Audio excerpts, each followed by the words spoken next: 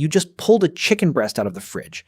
Your hands know exactly what to do next. Pan, oil, heat, wait. You would never just bite into it, but a lion never waits. It tears into a fresh kill within seconds, blood and all, and walks away from it hours later completely fine. You have the same teeth, the same basic digestive plan, the same evolutionary need for protein. So why does raw meat sound disgusting to you and dangerous when it's just dinner to almost every other predator on the planet? The real answer is far stranger than lions have stronger stomachs. It has almost nothing to do with strength at all. Start with what's actually sitting on that raw chicken breast: Salmonella, Campylobacter, sometimes E. coli. These are bacteria, which just means microscopic organisms that multiply fast in warm, moist meat. Your body has encountered these before, and it remembers. A lion's body has encountered them for millions of years longer. That's the first clue that this isn't really about bravery or squeamishness. It's about time, deep evolutionary time, and what different species did with it. Here's where it gets interesting. A lion's stomach acid sits at roughly a pH of 1. Yours sits closer to 2.5, sometimes higher after a meal. That might sound like a small gap. It isn't. pH is a logarithmic scale, meaning each whole number represents a tenfold change. A lion's gut is not twice as acidic as yours. It can be closer to 10 or 20 times as acidic. That acid is a chemical wall, and almost nothing survives crossing it. Bacteria that would make you violently sick get dissolved before they ever reach a lion's intestines. Ever wonder why lions can eat meat that's already started to rot off a kill they made 2 days earlier without dropping dead on the savannah? That's the wall doing its job. Your stomach acid never evolved to be that strong, because your ancestors never needed it to be. And that's the twist most people never hear. You didn't lose the ability to safely eat raw meat. You gave it up on purpose. Roughly 2 million years ago, the moment fire entered the picture. Look at other animals that still eat raw meat safely, and the pattern gets even clearer. Vultures feed on carcasses that have been rotting in the sun for days, carrying bacteria that would kill most mammals outright.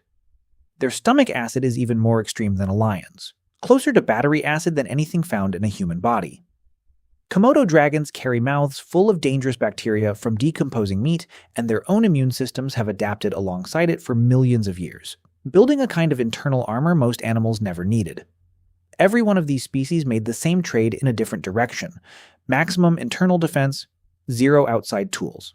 No fire, no knives, no food safety inspectors, just biology, brute forcing its way through danger meal after meal, generation after generation. Humans took the opposite path entirely. Think about what fire actually does to meat. Heat breaks down tough proteins and connective tissue the same way a long marinade softens a steak. That means less chewing, less energy spent ripping and grinding. And crucially, heat kills the exact bacteria and parasites that used to make raw meat a gamble. Anthropologist Richard Wrangham built an entire theory around this shift, calling it the cooking hypothesis. His argument is simple and a little unsettling. Cooking didn't just make food taste better, it rewired the human body itself. Consider the math. Raw meat and raw plants take enormous energy just to digest. Chewing, grinding, and breaking down tough raw tissue can burn up a significant chunk of the calories an animal takes in, sometimes close to a third of total energy intake in other primates. Cooking outsources that work. It pre-digests food outside the body, using fire instead of teeth and stomach acid. That freed up energy. And where do you think that spare energy went? Straight to the most expensive organ humans own. Your brain. The human brain burns through roughly 20% of your total daily energy, despite being about 2% of your body weight. No raw food-only primate could ever support a brain that expensive. Chimpanzees, genetically almost identical to humans, spend hours a day just chewing raw food to extract enough calories to survive. Cooking is what broke that ceiling. It's not a coincidence that human brain size began expanding rapidly around the same window that evidence of controlled fire starts showing up in the archaeological record. You are, quite literally, walking around today with a brain that raw meat alone could never have built. But here's the part that reframes everything you just heard. If cooking made humans smarter, why does raw meat still show up in cuisines around the world? Steak tartare, Japanese sashimi, Korean yuko. Are these traditions somehow defying the science? Not exactly, and this is the counterintuitive twist. These dishes aren't a return to the raw meat your ancestors abandoned. They're something closer to a controlled exception, built entirely around trust and infrastructure instead of instinct. Sashimi-grade fish is flash frozen at extremely low temperatures, specifically to kill parasites before it ever reaches a plate. Tartare relies on meat handled and trimmed under conditions your Paleolithic ancestors could never have dreamed of. In kitchens inspected for exactly the bacteria your stomach acid can no longer reliably kill on its own. In other words, humans didn't evolve backward toward raw meat. They built an entire external safety system just to eat it occasionally, safely, as a rare exception rather than a daily habit. The lion needed acid. You needed a supply chain. And your gut isn't the only place this trade-off shows up. Look at your intestines compared to a lion's. A lion's digestive tract is short and simple, built to move meat through fast before bacteria have time to multiply inside the body. Your intestines are longer and more complex, with a large intestine specifically evolved to slowly extract nutrients from cooked starches and plant fiber, the kind of food that never needed a chemical acid wall in the first place. Every predator's gut is basically a bet about what kind of food it expects to process. A lion bet everything on raw. Somewhere around 2 million years ago, your ancestors quietly changed the bet. There's a strange irony hiding in all of this. Cooking made humans safer eaters of meat, but it also made human stomach acid weaker over evolutionary time because the intense acidity a lion relies on is no longer necessary for survival. Strength that isn't used tends to fade across generations. That's why, today, eating a piece of raw chicken can send you to a hospital bed, while a lion 200 miles away is calmly finishing off a kill left out in 90-degree heat. You didn't get weaker by accident. You got weaker because your ancestors found something better than raw strength. They found fire.